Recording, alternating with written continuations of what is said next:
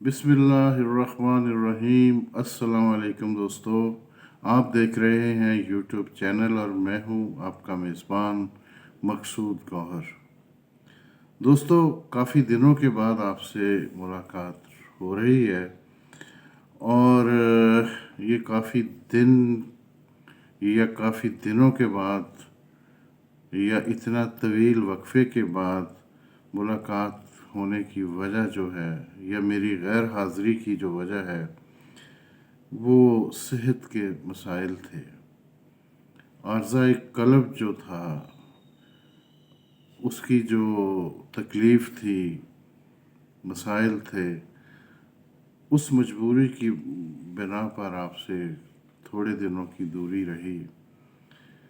लेकिन ये दिल की ही मजबूरी है कि मैं अभी तक ज़ेर इलाज हूँ, लेकिन फिर भी आपके सामने मौजूद हूँ, इसलिए कि जो मोहब्बत और ख़ुलूस का ताल्लुक़ आपके साथ है और जो रिस्पॉन्स या जो मोहब्बत आप लोगों ने दी है उसका तकाज़ा है कि इस सिलसिले को जब तक सांस है तब तक जारी रखा जाए, आपस में जोड़ा जाए, जुड़े रहें, राब्ता रहे।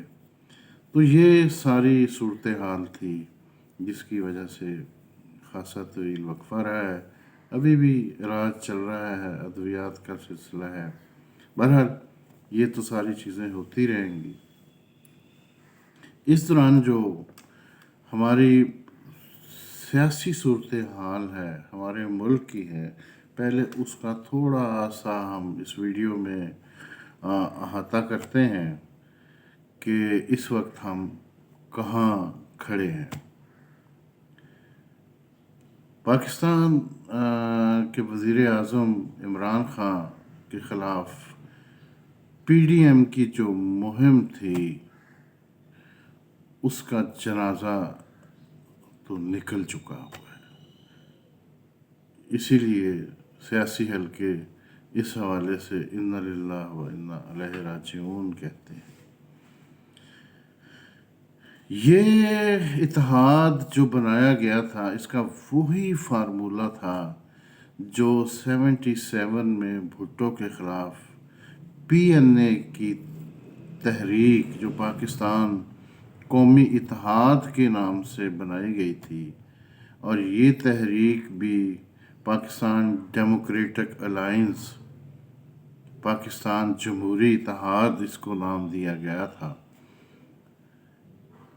जिसकी ताने बाने जो हैं, जिसकी कमांड जो है वो लंदन से की जा रही थी। जी हाँ, ये मियाँ नवाज शरीफ की ख्वाहिश पर बनाई गई थी और मरीम नवाज शरीफ को बज़ाहिर इसकी क़यादत फजल रहमान कर रहे थे, लेकिन इस मूवमेंट को लीड एक्चुअली जो है मरीम नवाज शरीफ कर रही थी। उनकी ख्वाहिश थी कि हर सूरत में मौजूदा हुकूमत को गिराया जाए, मौजूदा हुकूमत के की जो बुनियादें हैं इनको हिलाया जाए। बेशक रियासत का नुकसान हो जाए, बेशक मुल्क का सियासी मुआशी सतह पर इंटरनेशनल हवाले से जितना मर्जी नुकसान हो, लेकिन इस मूवमेंट को कामयाब होना चाहिए और इस हुकूमत को हर सूरत में बदलना चाहिए। इसके लिए दिसंबर की तारीखें दी गई, प्लान किया गया जलसों का, धरनों का, लॉन्ग मार्च का, और जलसों में जो ज़बान इस्तेमाल की गई कौमी अदारों के ख़िलाफ़, मुल्क के ख़िलाफ़, मुल्क की सियासत के ख़िलाफ़, اس کی مثال، اس کی نظیر جو ہے اس سے پہلے نہیں ملتی. گجرانوالہ جو مسلم لیگ نون کا گڑھ تھا، وہاں سے جلسوں کا سلسلہ شروع کیا گیا، اور وہاں پر میاں محمد نواز شریف نے جو تقریر کی ہے وہ سیاسی حلقوں کے مطابق تو بالکل وہ غداری کے ضمن میں آتی تھی. پھر اس کے بعد کراچی میں جو کچھ ہوا، وہاں سیاست کو ایک نئے رخ سے آگے بڑھانے کی کوشش کی گئی.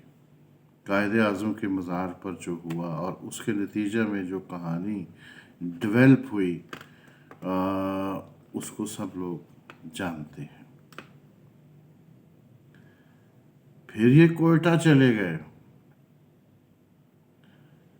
کوئٹہ میں اچکزئی صاحب نے جو زبان استعمال کی، جو مولانا فضل الرحمان نے زبان استعمال کی، پاکستان افغانستان کی سرحدوں کے خاتمے کی بات کی گئی.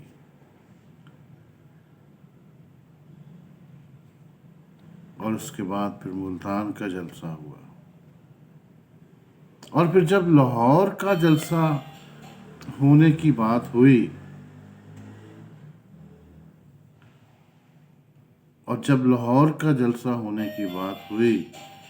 تو میاں نواز شریف نے اس خواہش کا اظہار کیا کہ یہ جلسہ جو ہے خادم حسین رضوی، علامہ خادم حسین رضوی کے جنازے جیسا ہونا چاہیے، یعنی اس پر لوگوں کی اتنی بڑی تعداد کو شرکت کرنی چاہیے. دوستو، وہ جلسہ ہوا. اس جنازے جتنے تعداد میں لوگوں نے شرکت تو نہیں کی، لیکن اس جلسے میں مسلم لیگ نون، اسپیشلی پی ڈی ایم کا جو ہونا تھا ہوا، مسلم لیگ نون کا اپنا جنازہ نکل گیا. یعنی کہ 12-15 ہزار اسٹوڈنٹ جو تھے وہ مولانا فضل الرحمان کے تھے. پورے پاکستان سے سیاسی کارکنوں کو، طلباء کو بھر بھر کے لایا گیا، لیکن جو تجزیہ نگار ہیں ان کے مطابق زیادہ سے زیادہ 20,000 لوگ تھے، اور 20,000 میں سے 12-15 ہزار جو تھے وہ مولانا فضل الرحمان کی سیاسی جو مدرسے ہیں وہ ان کے طلباء تھے، اور باقی 5-6 ہزار جو تھے وہ مسلم لیگ نون کے ورکر کہہ لیں، ووٹر کہہ لیں، کارکن کہہ لیں، جو کہہ لیں، یہ تھے. یہ وہ لاہور علاقہ ہے جو مسلم لیگ نون کا گڑھ یا قلعہ جس کو کہا جاتا تھا. اور اس کے بعد پھر پیپلز پارٹی نے الگ پرواز شروع کر دی. پہلی دراڑ جو پڑی ہے وہ پیپلز پارٹی کی طرف سے پڑی ہے. بہت پہلے سے کہا یہ جا رہا تھا، سیاسی مبصرین کی یہ پیشگوئی تھی کہ یہ جو اجتماعی استعفوں کی بات کرتے ہیں، یہ استعفے نہیں دے پائیں گے. اور سب سے پہلا جو انکار کیا وہ پیپلز پارٹی نے کیا. زرداری بے نظیر بھٹو کے ایک دور میں جب غیر سیاسی الیکشن ہوئے تھے اور پیپلز پارٹی نے بائیکاٹ کیا تھا اور اپنے آپ کو سیاسی دھارے سے بالکل الگ کر بیٹھی تھی، وہ نقصان پیپلز پارٹی کو آج بھی یاد ہے. اب سینٹ کے الیکشن کے موقع پر استعفے دے دے اور وہ سیاسی دھارے سے پیپلز پارٹی الگ ہو جائے، یہ کیسے ہو سکتا ہے؟ لہٰذا پیپلز پارٹی نے استعفے دینے سے انکار کیا اور سینٹ کے الیکشن جو فروری مارچ میں ہونے والے ہیں ان میں حصہ لینے کا اعلان کر دیا۔ اچکزئی صاحب جو لاہوریوں کو انگریزوں کا ساتھ دینے کا الزام لگاتے رہے ہیں، ان کی اپنی تاریخ، مولانا فضل الرحمان کی اپنی تاریخ ان سیاست کے وجہ سے عوام کے سامنے آئی۔